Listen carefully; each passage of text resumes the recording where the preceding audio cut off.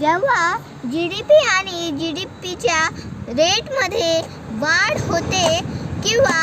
GDP विकास दर बाजाराच्या अपेक्षेपेक्षा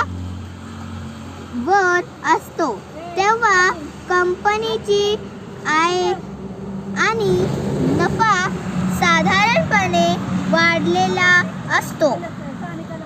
ज्यामुळे शेअर बाजारामध्ये एकूण तेजी दिसून येते.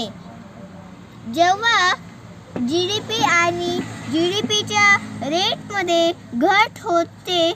किंवा बाजाराच्या अपेक्षेपेक्षा GDP विकास दर कमी असतो, तेव्हा शेअर बाजारामध्ये एकूण